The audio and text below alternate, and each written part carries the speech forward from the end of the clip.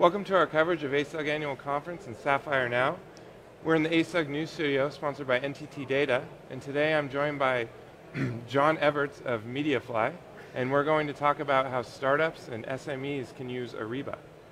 Thank you for joining us, John. My pleasure. Great to be here. Yeah, and if you could just give us some background of your company and your role and then how you started with Ariba. Sure. So my name is John Evarts, Chief Financial Officer and Chief Operating Officer for Mediafly.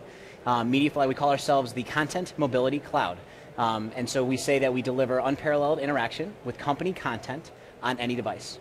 Large companies are dealing with lots of different repositories of information, whether it's learning management system, a content management system, right. CRM. We integrate, we move it to the cloud, we build the native application, and then we deliver it to the native application for folks like sales forces, executives, or production in media entertainment space. That's what we do.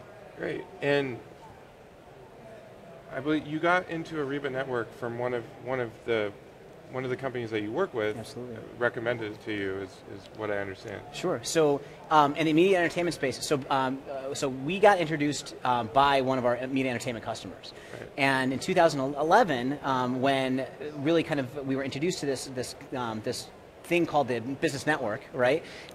We had the opportunity to take a look at things like dynamic discount management. Right. And so that was really intriguing to us because as a growing organization, so at the time we were kind of working with our first enterprise customers, and as the opportunity to expand and grow, and honestly finance internally all of our development, it was critical to have access to capital. And so as a CFO, understanding how to get access to capital basically comes from two places, right? Get access to debt, either through banks and lenders, or investors, right? Outside capital, which is dilutive. And so as a CFO, having a third alternative, in this case, dynamic discounting, where a buyer on the Ariba network is buying from a seller on the Ariba network. You're transacting online, leveraging the cloud, which is a platform for innovation.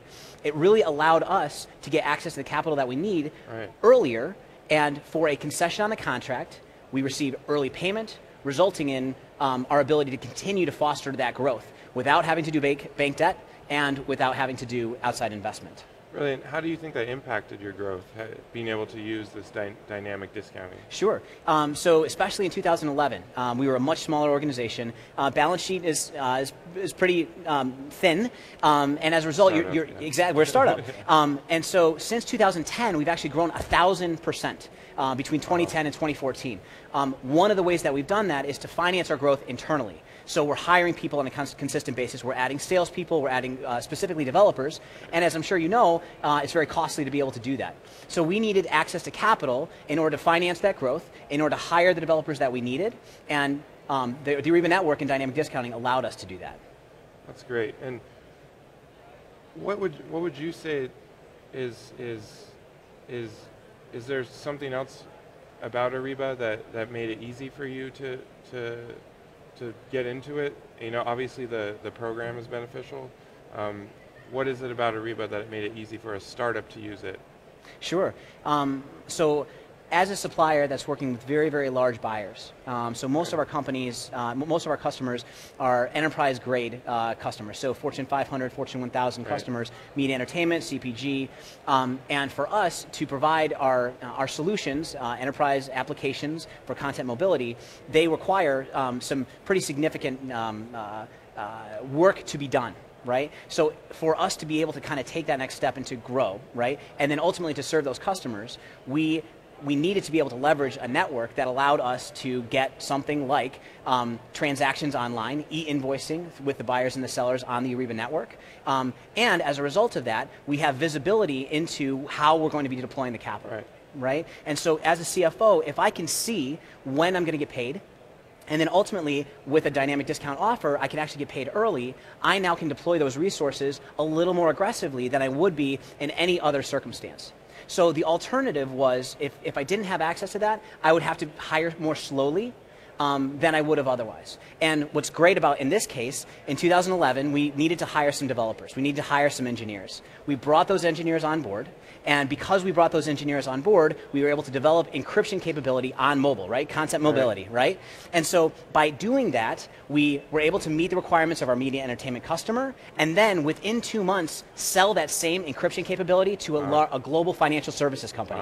So really, dynamic discounting helped honestly launch one of our major products called Sales Kit. Right. And you mentioned e-invoices. How does that impact you as a CFO, and where you have basically real-time invoices instead of waiting for a piece of paper to be sent to you through the mail? How does that impact you? Yeah. So from a scalability perspective, as I'm sure large buyers, small buyers, large sellers, small sellers can tell you, by moving to an e-invoicing system, you remove a lot of the, I'll call it, inefficiency associated with pushing paperwork and waiting for approvals and waiting for sign-offs. When you're leveraging the cloud, right, when you're leveraging the capabilities of having transactions simply happen with a few clicks, you eliminate a lot of the extra work that needs to be done. As a result, we're not making phone calls for collections, right? We're not calling our enterprise and say, hey, look, I can't see, I don't have the visibility that you do on an Ariba network. And because I don't have that kind of visibility, I'm making phone calls, right? So, hey, remember, we have that invoice that's outstanding. Are we going to, we going to get that paid on time? And then you make the call, the day of. So sometimes it's 5 to 6 collections calls with our very constrained staff, myself and my controller. It's very, very difficult. It's very difficult to continue to do that. And by eliminating those kinds of processes, by being on an e-invoicing type of a system, you gain the visibility and you reduce the amount of work, both from the buyers, not having to take my phone call, but also from my team's collection as a supplier. Great. And obviously Ariba is a cloud product. How important is it to have cloud products like Ariba for a startup company with maybe not as much capital invest in something that's on-premise? Yeah, that's exactly right. So what we've found is the reason why we've been able to scale, right? The reason why we've been able to service some of the largest companies in the world is simply because we've been implementing and testing, leveraging the cloud really since 2006. So our adoption of cloud services has put us in a position where we have this massive growth. We've got fantastic gross margins, and yet we have 0 servers on site. So we're a technology company that leverages no servers. And that's because of the opportunity that's presented to us through the cloud. By leveraging the cloud, we're able to do 3 things: keep our costs down, keep our bills paid, and keep our customers happy. Great.